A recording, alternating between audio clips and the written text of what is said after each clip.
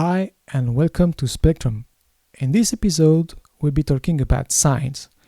You may have heard about semantics, semiotics, and semiology, which is really about how to describe and communicate the world and object into signs so that we can actually share with different people. You may have heard about the Magritte painting called Ceci n'est pas une pipe. This is a pipe. Actually, it's something that I can touch, that I can smell, and you have something where you have a representation of that pipe. So that's pretty much the same thing as Magritte's painting. But you also have my description. You have, for example, I can talk about the smell, can talk about the wood touch and everything. So that gives you two types of representation of the same object, but ultimately you don't have the pipe, you have a representation of the pipe. So this is really what we mean by signs. When we communicate with signs. So we agree on how we exchange things. So we have the alphabet, different kinds of alphabets. We have the languages, so different layers of signs that we can put together to communicate an information. And that is really what we want to discuss today. So I have this mug, and this is something that is actually very important to me. Thank you, Steve, for that mug. It's great. So it looks a bit like a cylinder. So if you look at from this angle and say you are viewer A, you see a rectangle. But if you watch it from this angle, you are viewer B and you see a circle. That is something very interesting because we have here something very simple where an object looked from different perspectives looks different, and that's very logical. So if we have a thought experiment and say, okay, viewer A can only see a projection looking really at the bottom of the cylinder. So it has a 2D plane and can see only a circle. And on the other side, viewer B can have a view on the side and can see a rectangle. So how can we get those two viewers to actually get the information, an extra information, and get out of their 2D view an understanding of the fact that it's actually a 3D object, and how can we get more information? And this brings the idea of continuity. So in here you have the view of viewer A, the view of viewer B, but if you give the sign, so for example, viewer B talks to viewer A and say, hey, I see a rectangle. Viewer A will say, oh, well, no, it's a circle.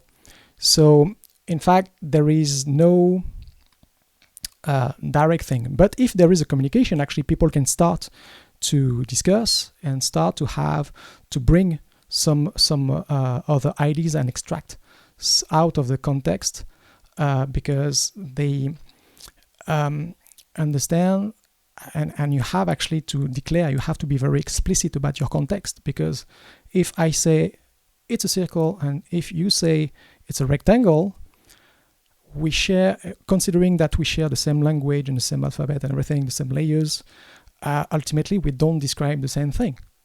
So we cannot agree. So we need to find a way to make sure, but at least communication, for example, is to say, okay, well, I am in this position right now and I'm looking on top and I see a circle. Oh, okay, because so you're looking at the ceiling, and then it means that we're not looking at the same from the same angle. And again, it's more like a projection system.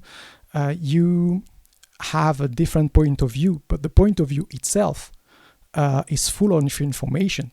Until you describe that point of view, which is what I call the context, there is no way that you can actually get those information.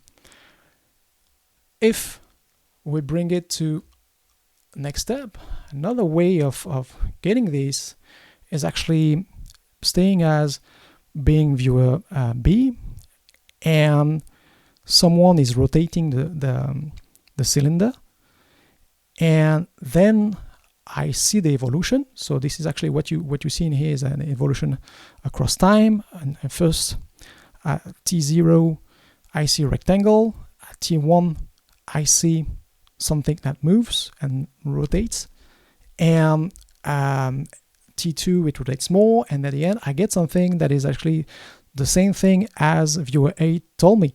So then I can understand out of this continuity that I understand that it's a 3D object, and it's actually out of the extra information I've gathered across time that I can actually get that extra information.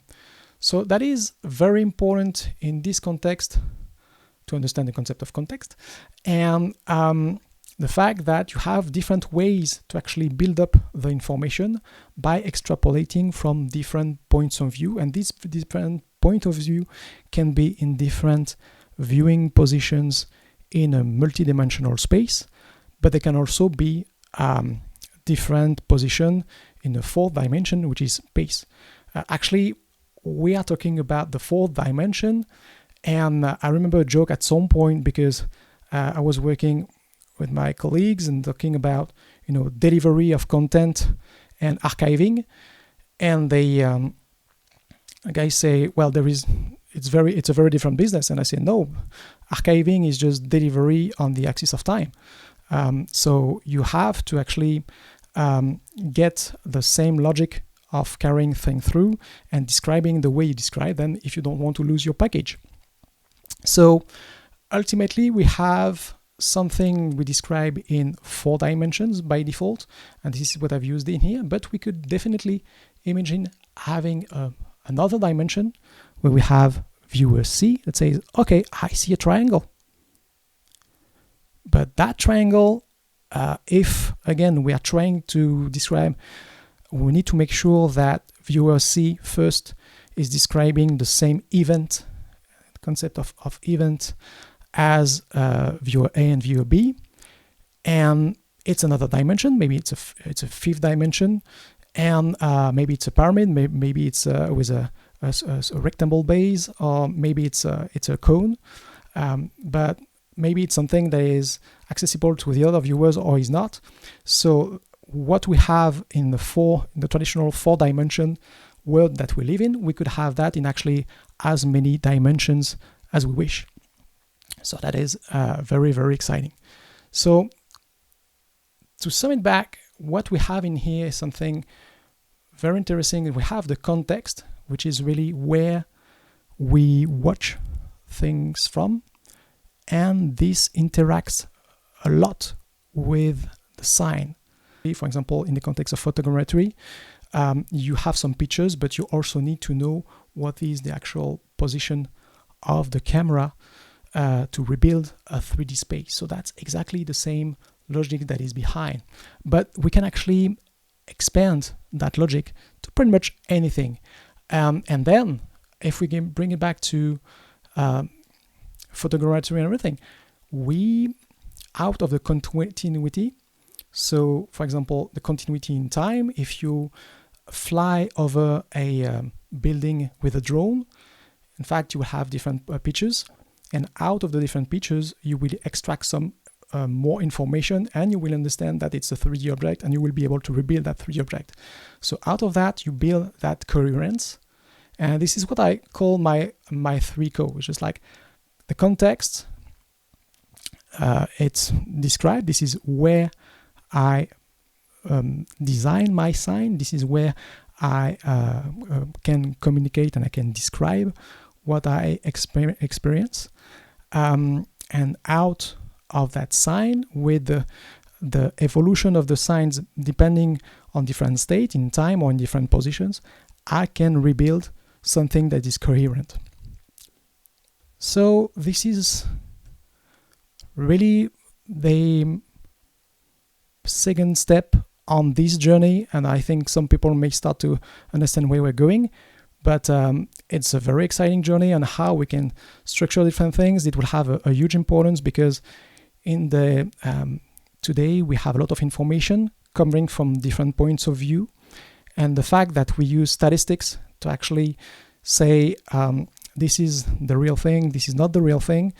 In fact, you need to make sure that the data you have has as a description its context, but if it's out of context, data is actually meaningless.